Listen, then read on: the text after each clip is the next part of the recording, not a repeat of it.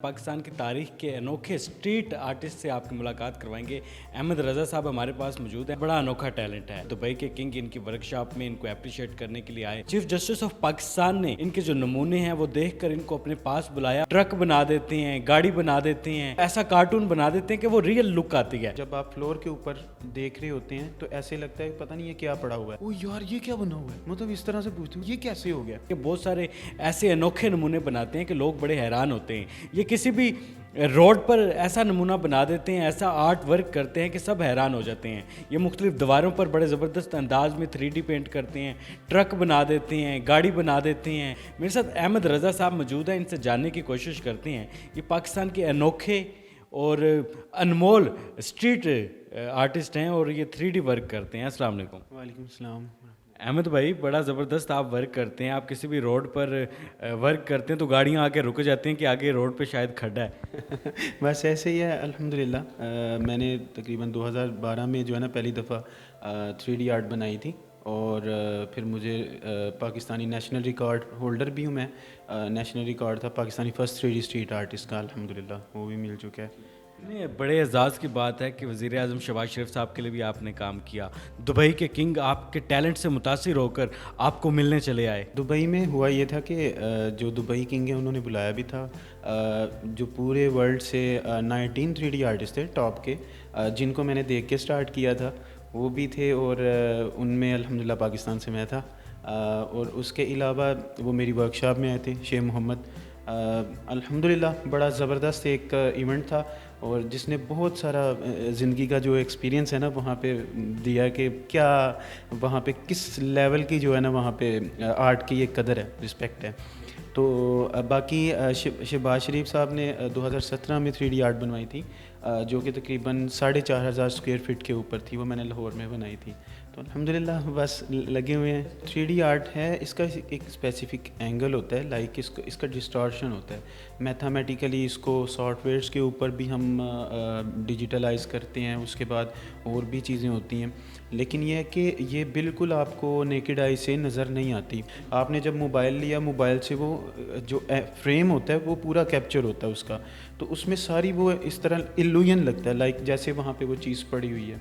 तो ये डिपेंड करता है कि अगर आप बॉल के ऊपर बनाते हैं उसका एक एंगल होता है, वहाँ पे खड़े हों और आपको वो बिल्कुल 3D में नज़र आएगी। अच्छा, हम देखते हैं कि लाहौर या पाकिस्तान भर के मुख्तलिफ बड़े बड़े रेस्टोरेंट्स पर जो 3D वर्क हुआ होता है उसके बैक की क्या स्टोरी होती है। तो उसके बैक की स्टोरी जो है वो अहमद रज़ा साहब हैं। बड़े बड़े रेस्टोरेंट्स इनसे वो थीम बनवाते हैं, बड़े बड़े रेस्टोरेंट्स से कल्चरल थीम बनवाते हैं, तो वो भी अहमद भाई ही बना रहे होते हैं। तो हमने सोचा कि अहमद भाई को अपने पास बुलाते हैं और जानने की कोशिश करते हैं कि और इन्होंने क्या क्या बनाया है। इसमें ये होता है कि जैसे सुप्रीम कोर्ट ऑफ पाकिस्तान का जैसे आपने बताया, तो मुझे कहा गया था कि डैम के लिए, तो मैंने कहा मैं भी यार पाकिस्तानी हूँ। तो वहाँ पे हुआ फ्री ऑफ कॉस्ट बनाया था। हाँ बिल्कुल अल्हम्दुलिल्लाह। तो हुआ ये था कि मुझे जो है chief justice of Pakistan Saqib Nisar साहब उन्होंने इनवाइट किया था और अल्हम्दुलिल्लाह वहाँ पे सुप्रीम कोर्ट के अंदर मैंने पेंटिंग भी बनाई और डैम फंड में भी अल्हम्दुलिल्लाह जो है वो अपना जितना हो सकता था किया। उसके बाद जो मेन है, जैसे कि आपने रेस्टोरेंट्स की बात की है, तो उसमें लोग कहते हैं कि हम स्टोरी बताते हैं, लाइक मुगल्स का जो है वो रहा है, उसके बाद डिफरेंट जो कल्चर्स हमारे रहे हैं उनके ऊपर होती है, फिर वो स्टोरी बताते हैं उस थीम को लेके। कॉन्सेप्ट आर्ट बनती है, कॉन्सेप्ट आर्ट के बाद उसको 3D में कन्वर्ट किया जाता है। लाइक आपने देखना होता है कि कहाँ पे खड़े होके किस तरह के एंगल से वो 3D पेंटिंग नज़र आएगी, ऐसे लगेगा कि वहाँ पे ये चीज़ें। लाइक नुसरत की एक मैंने बनाई थी जो कि वो एक पुराना सा वो पर्दा लगा होता था, कपड़ा लगा होता था, थिएटर बना होता था, साइडों पे ईंटों वाली दीवारें और इस तरह से। तो इस तरह की काफ़ी सारी चीज़ें जो हैं अल्हम्दुलिल्लाह वो कर रहे होते हैं। लेकिन उससे पहले ज़रूरी होता है कि आपने बेसिक आर्ट को सीखना है, उसके बाद कुछ टेक्निक्स होती हैं, चीज़ें होती हैं, तो इन सबको इकट्ठा करके मर्ज करके फिर 3D आर्ट के ऊपर आते हैं, जो कि एक एडवांस समझ लें चीज़ें। सियालकोट की सरजमीन सियालकोट अगर कहा जाए तो बड़ी ज़रखेज़ है। वहाँ पर दुनिया भर में स्पोर्ट्स से रिलेटेड सामान जाता है, हर तरह का मतलब टैलेंट वहाँ पर मौजूद है। ये टैलेंट नेचुरल था या फिर सीखने में काफ़ी टाइम लगाया इसको आपने? बेसिकली मैंने स्टार्ट किया था 2006 में تو ایز اے کیلیگرافر. اور ظاہر سی بات ہے میرے کوشش ہوتی تھی میں اپنی امی کو سپورٹ کروں, کیونکہ امی کی دعا کے ساتھ ہی الحمدللہ وہی دعائیں کرتے تھے. اور کیونکہ میرے بابا نہیں تھے تو ہم نے اپنے گھر کا بھی وہ سرکل وغیرہ اس کے اوپر بھی ورکنگ کرنی ہوتی تھی.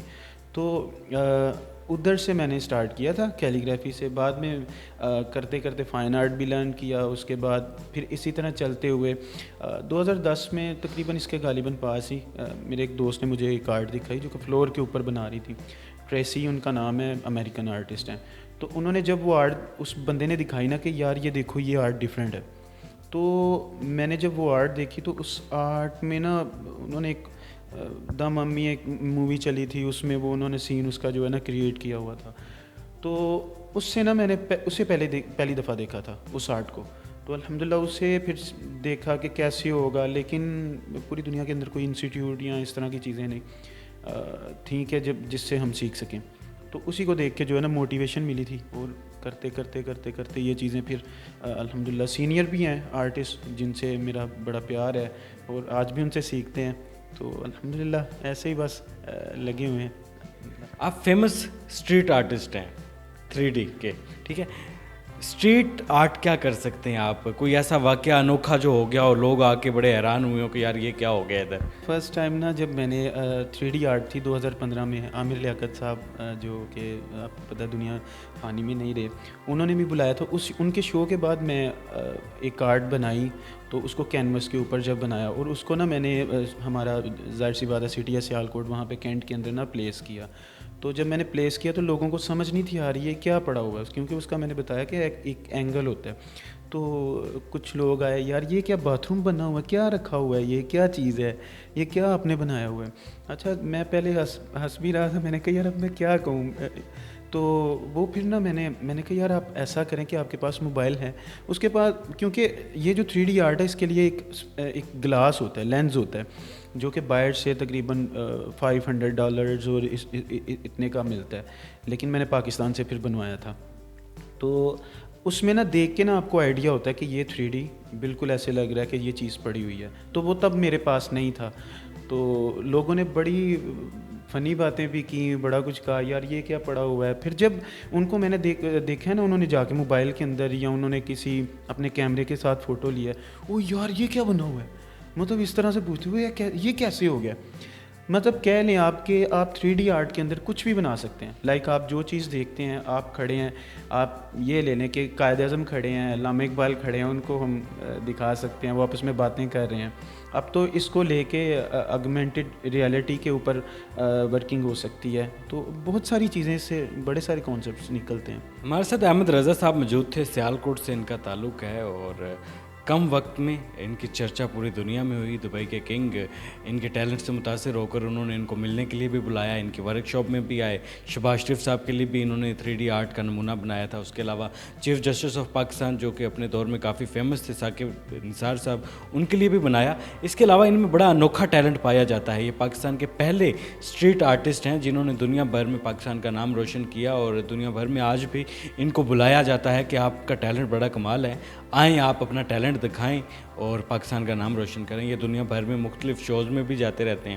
ان کا ٹیلنٹ آپ کو کیسا لگا آپ نے کمنٹس باکس میں اپنی رائے کا اظہار کرنا ہے. فی الحال اپنے میزبان عمران علی کو اجازت دیں. اللہ حافظ.